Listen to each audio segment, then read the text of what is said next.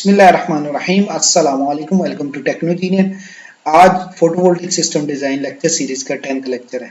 इस लेक्चर के अंदर मैं आपको बेसिक कॉन्सेप्ट दूंगा कि एक जो सोलर सेल है उसका आइडियल मॉडल क्या होता है और प्रैक्टिकल मॉडल क्या होता है, इन दोनों में डिफरेंस क्या है, हम क्यों प्रैक्टिकल मॉडल की तरफ जाते हैं और जब ये पीवी सेल्स सीरीज में लगते हैं तो किस तरह बिहेव करते हैं, और जब पीवी सेल्स की कंप्लीट कंपोजिशन बनाती है तो वो जो पीवी पैनल लगते हैं उन पीवी पैनल्स को जब सीरीज या पैरेलल में लगाते हैं तो उनका रिस्पॉन्स कैसे आता है। तो सबसे पहले आइडियल मॉडल, अगर आप पीवी सेल का आइडियल मॉडल देखें तो वो सिंपल एक करंट सोर्स है और इस करंट सोर्स के साथ एक डायोड पैरेलल में लगा होता है। और अगर हम थ्योरेटिकली इसका आउटपुट देखें तो जो करंट इधर प्रोड्यूस हो रहा है वो करंट डायोड की तरफ जा रहा है और बाकी करंट आउटपुट पे आ रहा है। यानी कि जो आउटपुट करंट है यानी कि आईपीवी अगर मैं देखूं तो आईपीवी बेसिकली क्या है, ये जो फोटोन करंट प्रोड्यूस हो रहा है माइनस आई डायोड, डायोड में से जो करंट पास कर रहा है इसे निकाल दें। अगर डायोड का करंट निकाल दिया जाए तो जो हम अगर डायोड के करंट की इक्वेशन देखें तो ये बेसिकली शॉकले इक्वेशन से हमें निकलती है। तो I diode is equal to I saturation exponential V PV over N times V T minus one, और एन बेसिकली क्या है, नंबर ऑफ सेल्स। हम कंसीडर करते हैं कि नंबर ऑफ सेल्स 1 है, तो जो अगर 1 को कंसीडर करें तो वी पीवी और वी टी आ जाता है। और अगर हम इस आइडियल मॉडल की बात करें तो ये जो 1 है ये इग्नोरेबल है, इसको हम क्योंकि जब हम वैल्यूज इसकी डालते हैं तो ये वैल्यू काफी बड़ी आ जाती है, तो वन को इसको निग्लेक्ट किया जा सकता है। तो ओवरऑल डायोड करंट की जो इक्वेशन बनती है वो ये बन जाती है ID is equal to I saturation into exponential VPV over VT। तो अब इसमें आप अगर चीज अंडरस्टैंड करो तो जो ID है वो डिपेंड कर रहा है VPV पे और VT पे, जबकि VT जो है वो डिपेंड कर रहा है टेम्परेचर पे। अगर टेम्परेचर 25 डिग्री है तो VT को कैलकुलेट करें तो वो 26 मिली वोल्ट बनता है। 26 मिली वोल्ट को डिनोमिनेटर में डाल दें तो जो अननोन फैक्टर बनता है वो एक आई सैचुरेशन हमारे पास बनता है और दूसरा IPV बनता है। ये दो अननोन फैक्टर्स बनते हैं। IS जो है बेसिकली मटेरियल्स की क्वालिटी पे डिपेंडेंट होता है कि जो पीवी सेल है उसकी क्वालिटी क्या है उस पर डिपेंडेंट होता है IS। तो अब क्या है कि अगर ये IS कांस्टेंट हो जाए तो सिर्फ जो डायोड करंट है वो VPV पे डिपेंडेंट हो जाता है। और VPV बेसिकली क्या होता है कि VPV RL पे डिपेंडेंट है कि भाई RL की वैल्यू जितनी होगी उसके अकॉर्डिंगली आउटपुट पे वोल्टेज ड्रॉप होगा। यानी कि जो RL की वैल्यू है उसके अकॉर्डिंगली VPV की वैल्यू डिसाइड होगी और जो VPV की वैल्यू है उसके अकॉर्डिंगली एक्सपोनेंशियल की वैल्यू हम डिसाइड करेंगे। यानी कि एक्सपोनेंशियल के फॉर्मूले के अंदर एक्सपोनेंशियल VPV ओवर VT है, तो हमारे पास VPV अगर वैल्यू डिफाइन है तो उसके अंदर एक्सपोनेंशियल का फॉर्मूला हम डाल देंगे। फिर एक्सपोनेंशियल को जब हम IS से मल्टीप्लाई करेंगे जो प्रैक्टिकली कांस्टेंट होता है उस IS से मल्टीप्लाई करेंगे तो ओवरऑल ID आ जाएगा। और जब ID हमारे पास आ गया तो उस ID को IPV की इक्वेशन में डालेंगे तो हमारे पास IPV आ जाएगा। जो IPV है वो बेसिकली क्या है, I फोटोन माइनस ID। तो ये यहाँ पे हमारे पास बेसिक कैलकुलेशन आ जाती है सिंपल। हमारे पास लेट्स सपोज चार वैल्यूज हैं RL की, हम कहते हैं एक W वैल्यू है, एक X वैल्यू है, एक Y वैल्यू है और एक Z वैल्यू है। अब उसके अकॉर्डिंगली देखें तो हम कैलकुलेट करते हुए हम कहते हैं लेट्स जो VPV बनता है वो एक दफा 0.3, एक दफा 0.4, एक दफा 0.5 और एक दफा 0.6 बनता है, और उसके अकॉर्डिंगली एक्सपोनेंशियल कैलकुलेट करें तो ये वैल्यूज बनती है। और क्योंकि आई सैचुरेशन कांस्टेंट होता है, ये डिपेंडेंट होता है मटेरियल पे, हम अज्यूम करते हैं कि IPS जो है वो 10⁻⁹ है, तो सब वैल्यूज के लिए 10⁻⁻1 बना है। तो ये हमारे पास ID बना और उसके रिस्पेक्ट से ये IPV बन गया। और अगर मैं इसको ड्रॉ करूं तो ये बेसिक IV कर्व बना हमारे पास बन गया है। Y एक्सिस पे I है और X एक्सिस पे V है और उसके अकॉर्डिंगली हमारे पास ये पॉइंट्स बन गए, ये IV कर्व हमारे पास बन गया। इस IV कर्व को अगर हम देखें तो अगर हम कहते हैं कि लेट्स सपोज हमारा आउटपुट वोल्टेज या हमारे पास नंबर ऑफ पॉइंट्स ज्यादा हो गए तो फिर IV कर्व क्या है कि लेट्स सपोज ये W X Y Z के बाद एक R पॉइंट भी आ गया जिसको हमने 0.7 वोल्ट कहा गया। तो 0.7 वोल्ट के अकॉर्डिंगली देखें तो ये हमारे पास पॉइंट्स बन जाते हैं। एक पॉइंट वो बनता है जिसमें वोल्टेज मैक्सिमम है जबकि करंट जीरो है, और एक पॉइंट वो बनता है जिसमें करंट मैक्सिमम है और वोल्टेज जीरो है, और in between these two points multiple points exist करते हैं। तो ये हमारे पास आई वी करेक्टरिस्टिक कर्व बन गया कि जब नंबर ऑफ पॉइंट्स जो हैं 4 हैं और 0.6 पे खत्म हो रहा है, और जब नंबर ऑफ पॉइंट्स 5 है और 0.7 पे खत्म हो रहा है, ये आई वी कर्व बन गया। अब आई वी कर्व को बेसिकली जनरेट करने के लिए हम क्या करते हैं, आइए आर एल की वैल्यू को बेसिकली जीरो करते हैं। जब आर एल की वैल्यू जीरो यानी कि शॉर्ट सर्किट होता है, तो ये पहला करंट आ जाता है। फिर ग्रेजुअली आर एल की वैल्यू को इंक्रीज करते रहते हैं, तो जैसे जैसे आर एल की वैल्यू इंक्रीज करती है वैसे वैसे वोल्टेज ड्रॉप भी इंक्रीज करता है, तो आई की वैल्यू डिक्रीज करना शुरू हो जाती है और ये मल्टीपल पॉइंट्स अपीयर होना शुरू हो जाते हैं। और एक पॉइंट ऐसा आता है कि आर एल की वैल्यू इतनी ज्यादा हो जाती है कि करंट जीरो हो जाता है, और ये पॉइंट फिर हमारे पास अपीयर होता है। तो ये हमारे पास इस तरह पॉइंट्स अपीयर होते हैं। हाई सैचुरेशन मैंने आपको बताया ये डिफ्यूजन करंट होता है, और ये नॉर्मली जो है एक फिक्स होता है, डिपेंड करता है क्वालिटी ऑफ मटेरियल्स पे, और इसे हम अज्यूम करते हैं ये 10⁻⁹ होगा। नॉर्मली ये अवेलेबल नहीं होता, ये हम सपोज करते हैं कैलकुलेशन की बेस पे डिसाइड करते हैं कि भाई ये क्या इसका वैल्यू होगा। अब हम अगर देखें तो जो हमारा पैनल है उसमें कुछ वैल्यूज हमें गिवन होती हैं, जिस तरह आई शॉर्ट सर्किट करंट है, वी ओपन सर्किट वोल्टेज है, I MPP, V MPP, P MPP. इसी तरह टेम्परेचर कोफिशिएंट अवेलेबल है कि भाई with change in temperature current पे कितना इम्पैक्ट पड़ेगा, और with the change in temperature voltage पे कितना इम्पैक्ट पड़ेगा। ये वो पैरामीटर्स हैं जो हमें गिवन होते हैं। इसका मतलब ये कि अगर मैंने पीवी मॉडल को डिसाइड करना है, तो इन पैरामीटर्स की बेस पे हम पीवी मॉडल को डिसाइड कर सकते हैं। इसके अलावा कोई और पैरामीटर हमारे अवेलेबल नहीं होता। तो आइडियली हम कहते हैं कि भाई जो हमारा पीवी पैनल है इसके नॉर्मली छोटे छोटे सेल्स होते हैं, और वो सेल्स बना के कंप्लीट पैनल बनता है। और ज्यादातर जो नंबर ऑफ सेल्स हैं या तो वो 18 होते हैं या मल्टीपल ऑफ 18 होते हैं, यानी कि 18 के बाद 36 हो सकते हैं, 54 हो सकते हैं, और उसके बाद 72 हो सकते हैं। ये नंबर ऑफ सेल्स में ये चेंज करता है। तो अगर हम इसकी इक्वेशन को देखें तो जो नॉर्मल आई डी की इक्वेशन है वो क्या है, I S into exponential N S into V P V cell over N S into V T cells. और N S basically number of cells को डिफाइन कर रहा है, जो हम कह रहे हैं अज्यूम कर रहे हैं वो 54 सेल है। अब 54 सेल्स के रिस्पेक्ट से हम इसे देखें तो यहाँ पे भी एनएस से मल्टीप्लाई होगा क्योंकि नंबर ऑफ सेल्स आ गए यहाँ पे भी। नॉर्मली क्या होता है कि जो ओवरऑल पूरा पैनल होता है उसका आउटपुट वीपीवी पहले गिवन होता है, और वो नंबर ऑफ सेल्स से मल्टीप्लाई करके गिवन होता है। इसका मतलब है जो वीपीवी हमारे पास गिवन है वो तो नंबर ऑफ सेल्स के अकॉर्डिंगली गिवन है, जबकि वीटी जो है वो नंबर ऑफ सेल्स के अकॉर्डिंगली नहीं है। तो वीटी नॉर्मली 26 मिली वोल्ट होता है, लेकिन उसके साथ नंबर ऑफ सेल्स हमें मल्टीप्लाई करने पड़ते हैं अगर हमने आईडी निकालना है। तो आप देखो कि सिंपल एक्सपोनेंशियल का फॉर्मूला क्या बन जाता है कि एक्सपोनेंशियल वी पी वी जो गिवन है हमें पैनल में डिवाइड बाय 54 के नंबर ऑफ सेल्स कितने हैं, और इंटू 26 इंटू 10⁻³ यानी कि 26 मिली वोल्ट हमारे पास आ गया।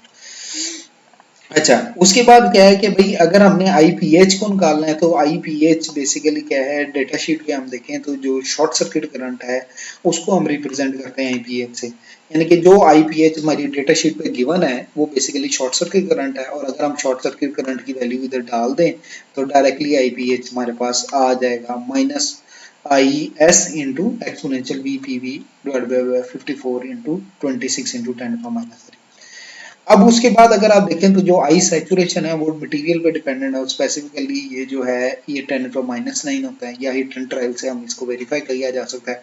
तो ये 10⁻⁹ भी हमने डाल दिया। अब आप यहाँ पे देखो तो आई पीवी किसी भी एक पॉइंट का आई पीवी और उसी पॉइंट के रिस्पेक्ट से वी पीवी जो ग्राफिकली हमने ड्रॉ किया था, अगर ये दो वैल्यूज हमें गिवन हो तो हम आई एस सी क्योंकि डेटा शीट पे है -10⁻⁹ तो ओवरऑल कैलकुलेशन हम कर सकते हैं।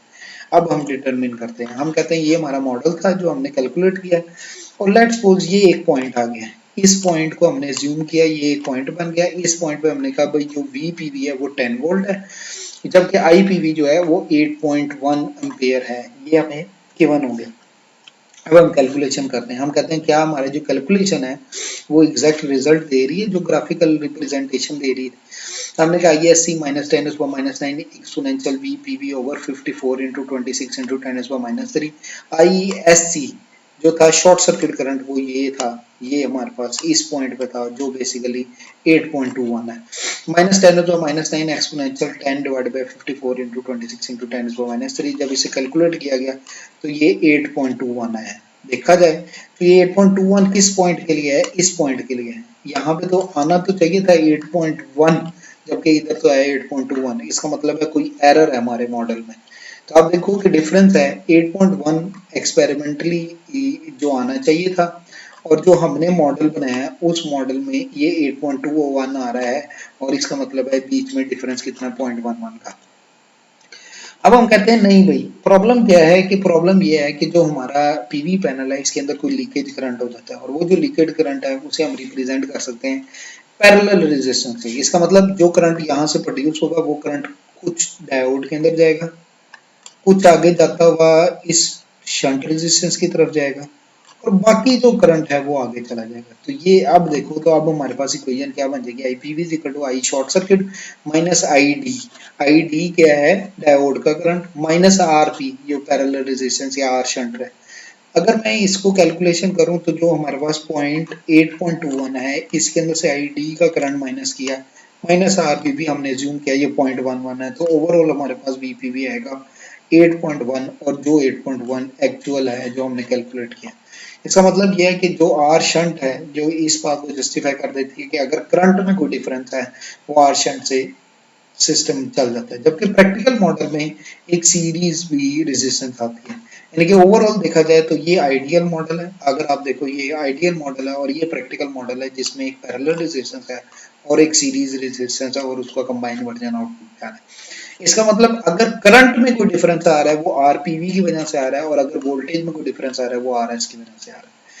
यानी कि अगर हम देखें तो आर एस बेसिकली क्या है, कॉन्टेक्ट की resistance of the metal base with P layer. यानी कि ये हमारे पास है ना, एक एन लेयर है एक पी लेयर है, तो पी लेयर का जो मेजर कॉन्टेक्ट है सिस्टम के साथ उसके अंदर कोई लॉस आ गया, या एनपी की आपस की बॉडी रेजिस्टेंस आ गई, और या फिर एन लेयर का ऊपर वाले टॉप मटेरियल से जो कनेक्टिविटी है उसके अंदर लॉस आ गया, ये हमारे पास आर एस आ गया। जबकि आर एस एच देखा जाए तो वो क्या है, मैन्युफैक्चरर डिफेक्ट है जो ऑल्टरनेटिव पाथ प्रोवाइड करता है पैनल को अलग से करंट ट्रेवल करने का। और ये प्रैक्टिकली लो लाइट लेवल, या since there will be no less light generation, ये उस पर भी इफेक्ट होता है।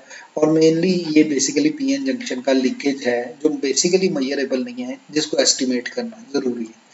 सही है ना। तो हमारे पास अगर मैं इस प्रैक्टिकल मॉडल की बेस पे इस सिस्टम को ऑर्गेनाइज करूं तो हमारे पास क्या आ जाता है, आईपीएच जो ये वाला करंट था, माइनस आई डी यानी कि जो करंट डायोड के अंदर से गुजरा है, माइनस आर पी के ऊपर जो करंट जा रहा है। तो ये करंट क्या होगा कि जो डायोड के क्रॉस ड्रॉप हो रहा है डिवाइडेड बाय आर पी करूंगा तो ये वाला करंट आ गया। तो इसका मतलब अब ये वाला करंट बेसिकली पैरेलल रेजिस्टेंस के अंदर से जा रहा है, ये वाला करंट जो है डायोड के अंदर से जा रहा है, और ये फाइनल करंट आ रहा है जो फोटोन के आ रहा है। तो अगर मैं इस फोटोन के रिस्पेक्ट से करूँ I S exponential V D और वी टी माइनस वन यानी कि डायोड का करंट ले लूँ, और मैं एज्यूम करूँ कि N number of cells one है, तो ये हमारे पास डायोड का करंट आ गया। और अगर मैं वी डी आउटपुट वोल्टेज को बेस बनाऊं तो आउटपुट वोल्टेज क्या होगा कि भाई जो वी डी है यानी कि ये जो इधर वोल्टेज आ रहा है वो वोल्टेज क्या है, वी पी वी का वोल्टेज प्लस इस सीरीज रेजिस्टेंस के क्रॉस जो ड्रॉप हो रहा है, अगर इन दोनों को सम कर लूं तो वी डी का वोल्टेज आ गया। तो ये दो फॉर्मूलाज हमारे पास आ गए, और इसको सिंप्लीफाई करें तो हमारे पास I P H as it is आ गया, आई डी की वैल्यू ये हमने इसके अंदर पुट कर दी, ये आई डी की वैल्यू आ गई।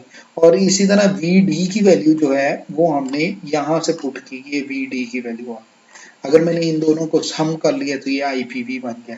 और इसी तरह वी पी वी जो है वो इक्वेशन हमारे पास ये आ गई, जिसके अंदर वी डी जो हमारे पास इक्वेशन कैलकुलेट हो रही है ये वाली minus I P we into R S, ये हमारे पास इक्वेशन बन गई। अगर मैं इसे ग्राफिकली ड्रॉ करूं तो ये आई वी कर्व हमारे पास बन जाता है कि भाई जैसे जैसे आर एल इंक्रीज करती है वैसे वैसे जो है ये ग्राफ बनता जाता है। एक पॉइंट आता है जब आर एल मैक्सिमम हो जाती है यानी कि आर एल इन्फिनिटी हो जाती है, और जब आर एल इन्फिनिटी हो जाती है तो करंट कोई ट्रेवल नहीं करता तो वी आ जाता है। अब प्रैक्टिकली क्या होता है कि अगर मैं आरपी को ग्रेजुअली इंक्रीज करूं, आइडियली हम कहते हैं आरपी इन्फिनिटी है कि आरपी की तरफ कोई करंट नहीं जा रहा, अगर आरपी इन्फिनिटी हो तो ये बेसिकली जीरो हो जाता है। लेकिन लेट्स सपोज अगर आरपी इन्फिनिटी नहीं है तो आरपी की कोई वैल्यू होगी, अगर कोई वैल्यू है तो ये इसमें से माइनस होगी, अगर ये माइनस हुई तो आईपीवी ड्रास्टिकली डिक्रीज करेगा, तो आईपीवी का जो ग्राफ बनेगा वो ग्रेजुअली नीचे आ जाएगा। अगर आरपीवी की वैल्यू और नीचे हो जाती है तो आईपीवी का और ग्राफ नीचे आ जाता है, आरपीवी की वैल्यू और नीचे हो जाती है तो आईपीवी का ग्राफ और नीचे आ जाता है। ये बेसिकली चेंज इन करंट है, ये वो करंट है जो इस इक्वेशन में इस वैल्यू की वजह से चेंज इन करंट हमारे पास दिया हुआ है। इसी तरह अगर मैं यही डायग्राम दोबारा ड्रॉ करूं और मैं कहूं कि लेट्स सपोज आर एस बढ़ रही है, अगर यहाँ पे आर एस जो है वो जीरो होती है, अगर आर एस जीरो होती है तो V P V V D के इक्वल है।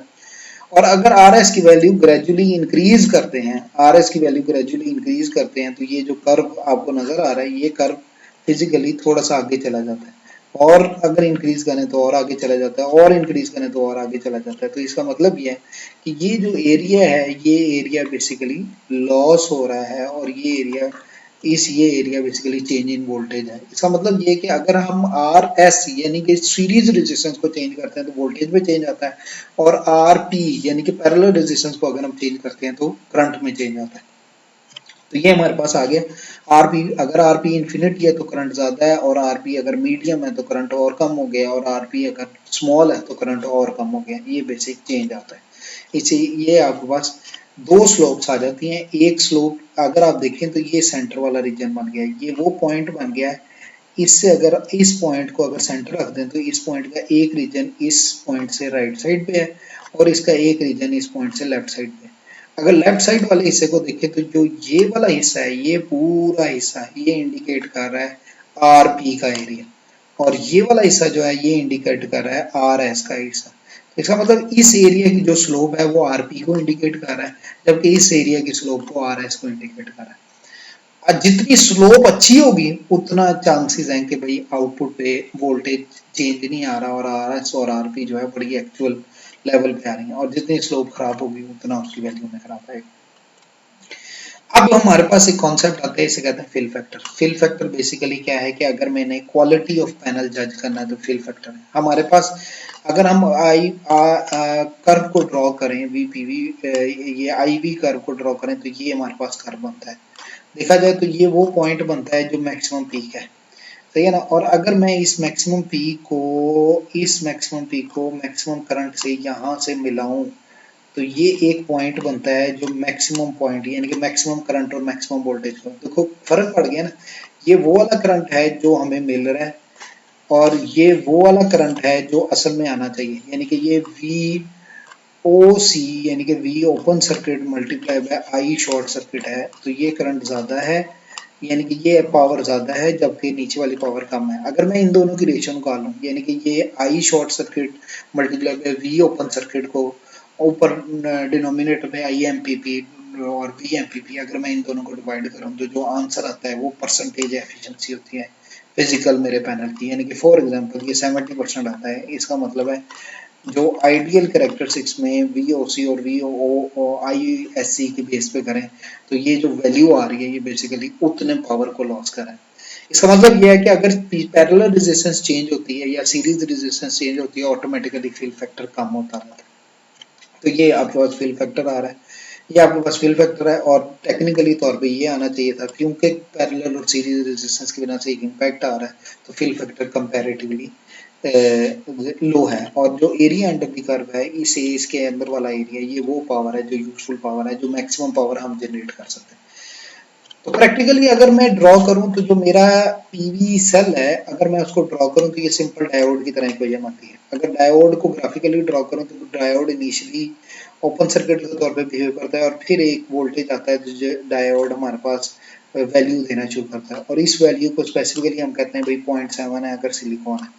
अगर मैं कहूँ कि ये पैनल को अगर मैं इसको दोबारा ड्रॉ करूँ तो और मैं कहूँ कि भाई ये जो है ये पीवी सेल के लिए वर्क करे, तो जो डायोड है उसके लिए तो हम वोल्टेज देते हैं और उसकी बेस पे करंट अपीयर होता है, जबकि फोटोन एनर्जी या सोलर सेल इसका ऑपोजिट वर्क करता है, यानी कि डायरेक्टली जो है इसके अंदर फोटोन आते हैं जिसकी वजह से करंट प्रोड्यूस होता है, और करंट जो है वो उसकी वजह से आउटपुट पे वोल्टेज आता है। तो जो ग्राफ बनता है ये इसका पूरा ऑपोजिट ग्राफ बनता है, और ये वो पॉइंट बनता है जिधर कंडक्शन हो रही है, और ये वो पॉइंट बनता है जो मैक्सिमम पावर पॉइंट आ रहा है।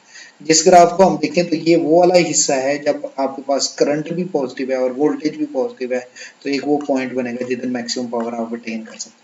अब दूसरा पॉइंट आ गया, या वोल्टेज नेगेटिव हो गया या करंट नेगेटिव हो गया। अगर वोल्टेज नेगेटिव हो गया या करंट नेगेटिव हो गया, दोनों सूरतों पे solar panel as a load act करेगा। अगर वोल्टेज और करंट दोनों पॉजिटिव है तो solar panel as a generator act करेगा। तो ये इंटरनल कंपोजिशन है। आप देखो कि सिंपल, अगर मैं एक पीवी पैनल को खोलता हूँ तो एक पीवी पैनल के अंदर ये छोटे छोटे सेल्स हैं और ये सीरीज में लगे हुए हैं, और मल्टीपल सेल्स ये आपस में सीरीज में लगे हुए हैं। अगर आप देखो ये 1 से शुरू हो रहा है, ये कंटिन्यूसली सीरीज में चल रहा है, फिर उसके बाद ये नीचे आ गया, ये फिर सीरीज में चल रहा है, फिर उसके बाद ये ऊपर चला गया, फिर ये सीरीज में चल रहा है, और फिर इसी तरह ये कंटिन्यूशन में ये सीरीज वाला कंपोजिशन बन रही है।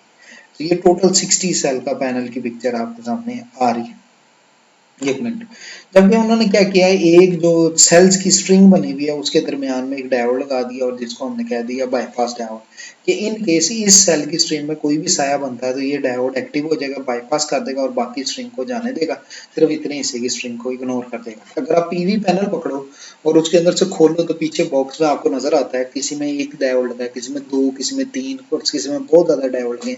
वो डायोड को हम कहते हैं bypass diode. Bypass diode basically क्या होता है कि अगर पीवी पैनल जो है उसके अंदर वो एफिशिएंटली वर्क नहीं कर रहा है, यानी कि जो पीवी पैनल है उसके ऊपर कोई साया आ गया है या कोई ऐसी चीज गिर गई है जिसकी वजह से उसकी कंडक्शन नहीं हो रही, तो ये नहीं होता कि पूरा पीवी पैनल ही डिस्कनेक्ट हो जाए, सिर्फ उतना ही सा डिस्कनेक्ट होता है जिसमें वो साया आ रहा है, बाकी सारा पीवी पैनल आउटपुट पे देता है। तो आप देखो कि ये अगर हमारे पास ये साया आ रहा है और साया आने की वजह से ये जो करंट सोर्स है ये वर्क ही नहीं कर रही, अगर करंट सोर्स वर्क नहीं कर रही तो इतना हिस्सा इग्नोर हो जाएगा। तो इसका मतलब करंट इसके अंदर से ट्रेवल करेगा, अगर करंट इसके अंदर से ट्रेवल किया तो ये resistance normally near to infinity होती है, और अगर ये रेजिस्टेंस इन्फिनिटी हुई इसका मतलब अच्छा खासा लॉस हो जाएगा। तो हम एक बाईपास डायोड लगाते हैं, हम कहते हैं इस रेजिस्टेंस में से करंट ना गुजरे, बाईपास डायोड से पूरा ओवरऑल करंट गुजर जाए ताकि इसकी प्रोटेक्शन हो। तो ये आप अगर देखो तो ये मल्टीपल सेल्स हैं, सीरीज में लगे हुए हैं, ये सेल नंबर 1 है, ये सेल नंबर 2, ये सेल नंबर 3, और प्रॉपर प्रैक्टिकल मॉडल के साथ लगे हुए हैं। इस तरह दूसरे के अंदर सेल पैरेलल में लगे हुए हैं। आप देखो कि ये वाला हिस्सा जो है, इतना हिस्सा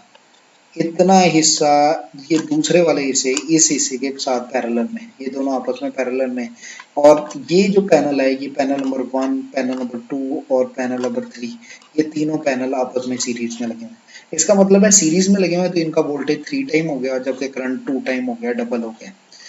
तो आप देखो कि ये अगर मैं इसको आइडियल में कहूँ और मैं इसकी रेजिस्टेंस और सीरीज रेजिस्टेंस और पैरेलल रेजिस्टेंस दोनों को इग्नोर कर दूं, तो जो वोल्टेज बनता है वो 3 टाइम वोल्टेज बन गया, और जबकि जो करंट बना वो 2 टाइम आईडी बन गया, क्योंकि दो पैनल आपस में पैरेलल में है तो दो करंट डबल हो गया, जबकि तीन पैनल आपस में सीरीज में है तो वोल्टेज 3 टाइम्स हो गया।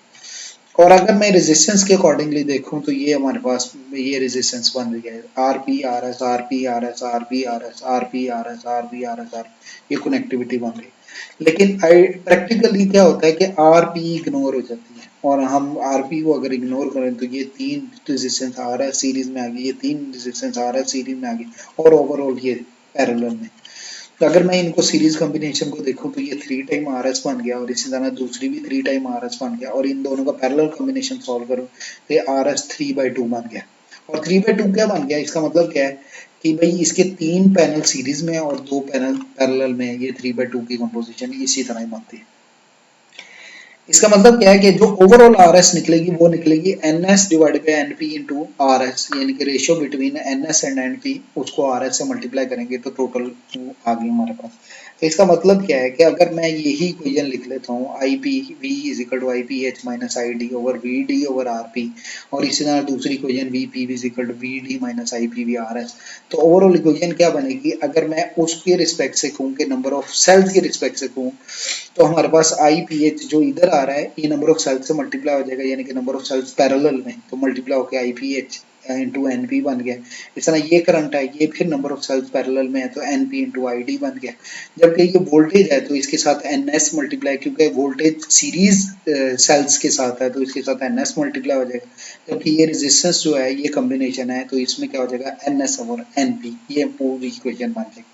लेकिन हम दूसरी साइड पे चलेंगे तो V P V as it is आ गया, इधर वी डी के साथ एन एस, क्योंकि voltage number of series cells के अकॉर्डिंग लिया तो एन एस आ गया, और आई पी वी हमारे पास ये आ गया, और आई पी वी के रिस्पेक्ट से आर एस को देखें तो वो basically N S over N P की रेशो बनती है, ये हमारे पास बन गई। और इसको अगर हम सॉल्व करते हैं तो ये हमारे पास इक्वेशन बन गई कि वी डी की इक्वेशन को डालें, ऊपर भी N S over V D आ गया, नीचे भी N S over V D आ गया, -1 आ गया, और उसके ऊपर अगर आप देखें तो ये N S V D R P N S over N P आ गया। और इसको हम सॉल्व करें, अच्छा दूसरा हमारे पास क्या है, वी पीवी और वी पीवी वो एन एस वी डी, और दूसरा आई पीवी अरे N S over N P, ये हमारे पास इक्वेशन आ गई। और इसको सॉल्व करें तो हमारे पास बेसिक इक्वेशन क्या बनती है कि भाई इधर जो आर एस वाली इक्वेशन है, यहाँ पे अगर आप देखें तो यहाँ पे अगर हम वी पीवी की वैल्यू यानी कि ये वाली वैल्यू, ये वी पीवी की वैल्यू डाल दें, ये पीवी की वैल्यू ऊपर डाल दें, तो हमारे पास क्या इक्वेशन बनेगी, वो फिर हमारे पास ये इक्वेशन बन जाएगी कि I N P I P H जो ये यहाँ से आया, फिर N P I S exponential, तो यहाँ पे उसकी वी डी की इक्वेशन आ गई, V P V plus I P V R S N S over N P, denominator में N S over V D आ गया, -1 हमारे पास आया, माइनस माइनस ये वाली इक्वेशन आ गई जिसमें फिर दोबारा वी डी की कोई वैल्यू डाल दी, तो उसको फिर सॉल्व करें तो जो ओवरऑल इक्वेशन बनती है, तो यहाँ पे हमारे पास आ जाता है शॉर्ट सर्किट करंट जो हमारी डाटा शीट पे है, ये वीपीवी जिस पॉइंट पे कैलकुलेट करना है, ये भी डाटा शीट पे, आईपीवी ये भी डाटा शीट पे, इस तरह वीपीवी आ गया और आईपीवी आ गया, जो हम कैलकुलेट करेंगे तो फाइनली रिजल्ट हमारे पास आ जाएगा। ठीक है, थैंक यू, जज़ाकल्लाह। अगर कोई चीज़ कंफ्यूज कर रही है या कोई प्रॉब्लम है तो आप कमेंट सेक्शन में ज़रूर पूछ सकते हैं।